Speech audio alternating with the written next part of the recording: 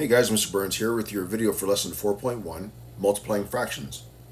By the end of this video, I want you guys to be able to multiply fractions using models or using models and the algorithm. So up at the top it says models are used in mathematics to provide a picture of computations. When multiplying fractions by fractions, the model provides a visual of how the product of the fractions is formed from the two factors. So in example number 1 here, it says find the value of 4/5 times 2/3. So I'm going to read through this with you and walk you through it. So it says draw a rectangle and divide it into thirds horizontally. So they're taking the second fraction, okay, 2/3, and they're dividing it up into thirds because that's the denominator. And then it says shade 2 of the 3 sections blue. Then divide the rectangle vertically into fifths.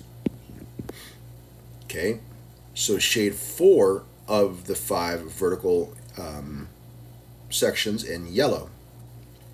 And then it says there are 8 sections shaded twice. Okay, so double shaded, so shaded twice out of 15 total sections. So since there's 15 total sections, that's your denominator. And the 8, that represents how many of those sections are double shaded. So the fraction is in simplest form. So 4/5 times 2/3 is equal to 8/15. So this is the total number of sections, and this is the double shaded sections. So that's one way to do it. You can do it with the model. So in example number 2, it says Raphael had 3/4 liter of waters. He drank 2/3 of the water. How many liters did he drink? Now, I'll be honest with you, I'm not really a big fan of teaching kids how to multiply fractions using number lines. It's a little confusing and it's hard to explain. So I am not going to go over this. I'll be honest with you. I'm not going to go over this example. So let's go to the next page and we'll talk about the algorithms. Okay, so at the top of the page here, it says the product of two fractions can be also found using an algorithm. The algorithm for multiplying fractions involves finding the product of the numerator and the product of the denominators and simplifying if necessary. So a lot of you guys by now, especially as 6th graders, have been introduced to multiplying fractions using this algorithm. Okay, so it says multiplying fractions for any numbers a, b, c, and d. If it's a over b times c over d, that's the same thing as a times c in the numerator and b times d in the denominator. The biggest thing with this is just making sure that you simplify. So for example number 3, it says find 1/2 times 2/3. So the solution says find the product of the numerators and the denominators, which is what they show up here. Okay, so that's the numerator times the denominator. And then what they do is they simplify it. So the greatest common factor, so I'm going to write this a little bit bigger. So 2, 6, and the greatest common factor, remember the biggest number that will divide 2 and 6 evenly is 2. And that's how they come up with 1/3. All right, so the algorithm method. Now it says when finding the product of two fractions, if the numerator and denominator of either fraction has a common factor, you can simplify before multiplying. This is that what you guys commonly refer to as cross-canceling. So you can cross-cancel, and I'll show you guys how to do that on the tiered worksheet. I'm not going to go over this example per se, but they do show you how to use cross-canceling. All right, so if you want to, pause the video, go over example number 4 on your own, read the left-hand side, and study the work that they show you off there to the right. Okay, so anyways, moving on. Let's go to the tiered section. All right, so up here at the top for lesson 4.1t, multiplying fractions. It says use the rectangle provided to draw a model to match each expression. Find each product, write your answer in simplest form. So it says 1/2 times 3/4. You start off with this rectangle. So it says divide the rectangle horizontally into the amount of sections equal to the denominator of the first fraction. So the first fraction is 1/2. So we're going to go ahead and divide this rectangle horizontally into 2 equal sections. So if I need 2 equal sections, I draw one line. Boom, just like that. And then I'm going to shade one of those sections So it says for part B, okay, so we did part A. Part B says shade in the amount of horizontal sections equal to the numerator of the first fraction. The first fraction, the numerator is 1, so I'm going to shade one of the two sections. Okay, so I'm done with B. Oops. I'm done with part B. Part C says, okay, so part C says, divide the rectangle vertically into the amount of sections equal to the denominator of the second fraction. So the denominator of the second fraction, let me choose a different color here, is 4. So I'm going to divide it vertically into 4 equal sections by drawing 3 lines. So try to make it as equal as possible. We're going to go 1, 2, 3. All right, which divides it up into 4 equal sections. So I'm done with that part. And then it says shade in the amount of the vertical sections equal to the numerator of the second fraction. So the second fraction has a numerator of 3, so I'm going to shade 3 of those vertical sections. So here we go. Make sure I got the right color. Yep. So there's 1, there's 2, and there's 3. Now it says how many sections are there in the rectangle altogether? Well, we find out how many total sections there are. So I got 1, 2, 3, 4, 5, 6, 7, 8. So there are 8 equal sections. And then it says how many sections are shaded twice. 1, 2, 3, I believe. So it says write part F over part E to make a fraction. So it's going to be 3/8. So for part H, so I'm done with E, F, and G. So for part H, it says 1/2 times 3/4, so multiply straight across. So 1 times 3 is 3. Okay, and 2 times 4 is 8. And it says, is your answer in simplest form? The answer is yes. So I don't need to worry about this section. And that's it. That's all you got to do. Okay, let's take a look at number 2 and number 3. Okay, so for number 2, we've got 1/4 times 1/4, and they want us to do the model. So we're going to divide the rectangle horizontally, so from left to right, into the amount of sections equal to the denominator of the first fraction. So the denominator of the first fraction is 4. So I'm going to divide this into 4 equal parts. 1, 2, 3. So I'm going to draw 3 lines. Now I'm going to shade in the amount of horizontal sections equal to the numerator of the first fraction, which is 1. So I'm going to shade in 1 of those sections. Next thing I'm going to do is I'm going to divide the rectangle vertically into the amount of sections equal to the denominator of the second fraction, which is 4. So again, 3 lines to draw 4 sections. 1, 2, 3. And again, I'm going to shade in the amount of vertical sections equal to the numerator of the second fraction, which is 1. So I'm going to shade in one of those vertical sections. How many sections are there total in this rectangle? So 1, 2, 3, 4, 5, 6, 7, 8, 9, 10, 11, 12, 13, 14, 15, 16. So there's 16 total parts. How many of them are double shaded? That's 1. So my answer is 1/16.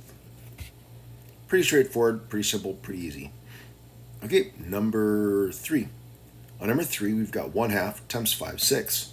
Okay, so I'm going to divide it horizontally into the amount of sections equal to the denominator of the first fraction. So the denominator of the first fraction is 2. So I'm going to draw it and divide it into 2 equal parts horizontally. Boom, just like that. The numerator is 1. So I'm going to shade in 1 of those horizontal sections. The denominator of my second fraction is a 6. So I'm going to divide it vertically into 6 equal parts, which means I'm going to draw 5 lines. So 1, 2, 3, 4, 5. Do the best you can. How many of those am I going to shade in? How many of those vertical sections am I going to shade? Well, my numerator is 5, so I'm going to double shade 5 of these. 1, 2, 3, 4, 5. Okay, how many total sections are there? 1, 2, 3, 4, 5, 6, 1, 2, 3, 4, 5, 6, 7, 8, 9, 10, 11, 12. So there's 12 equal sections. How many of them are double shaded?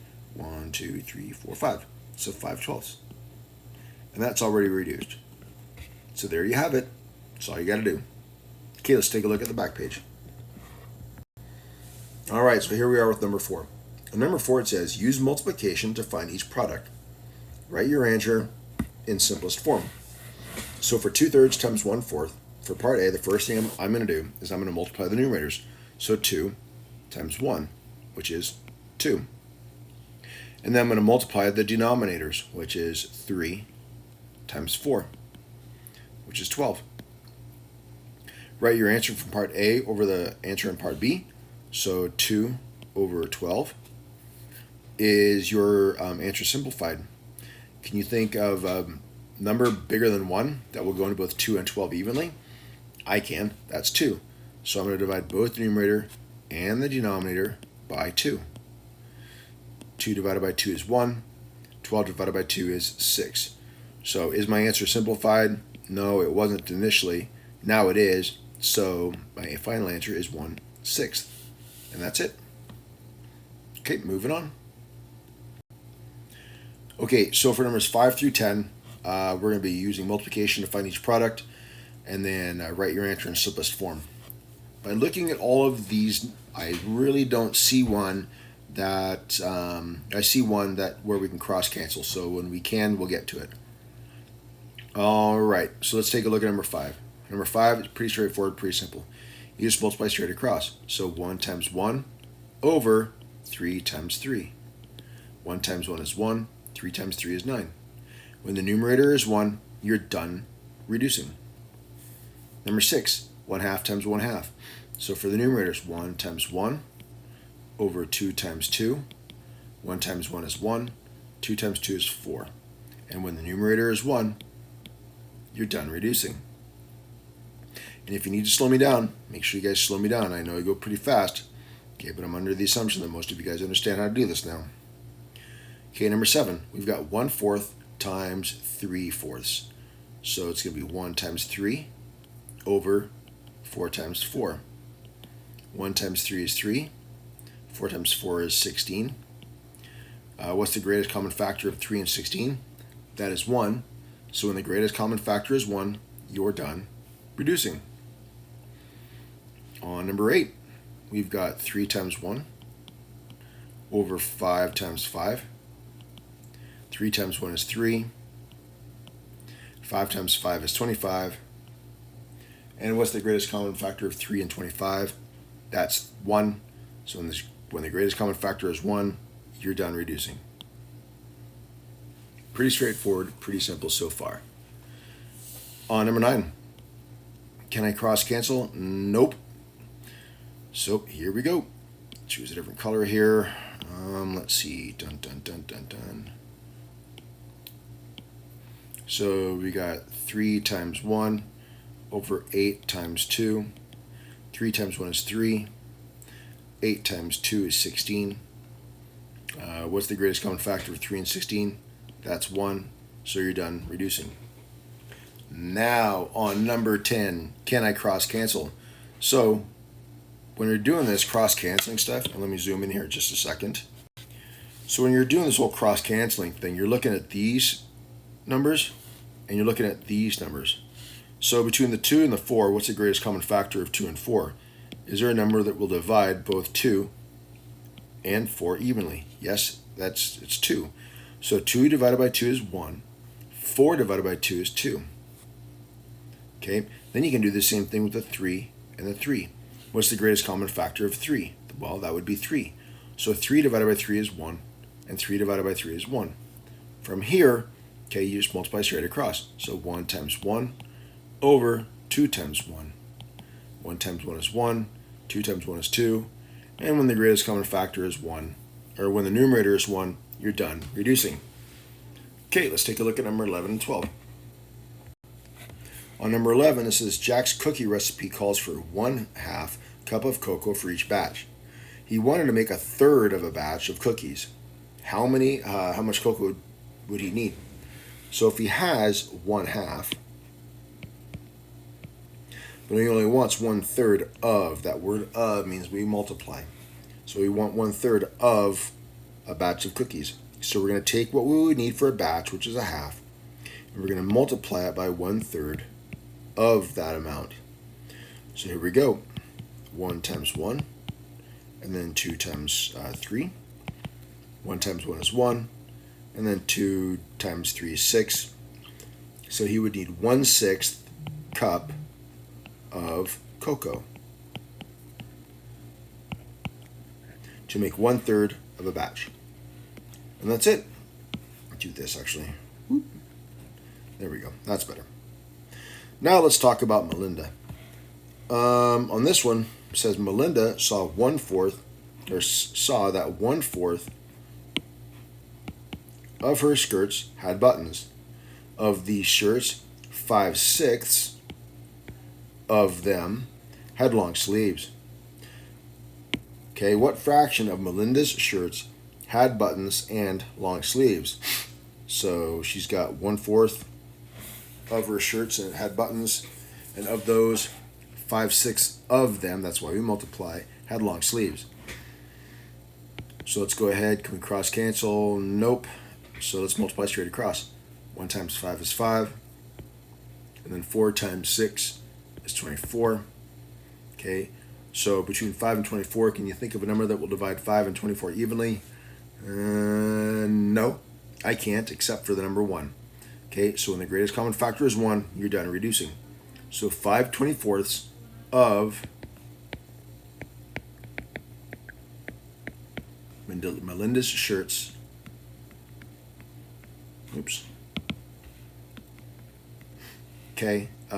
had buttons and long sleeves. And that's it. If you guys need help, make sure you ask your teacher and make sure you come and see me and I'll be able to help you. All right, that's all I got. Mr. Burns, out.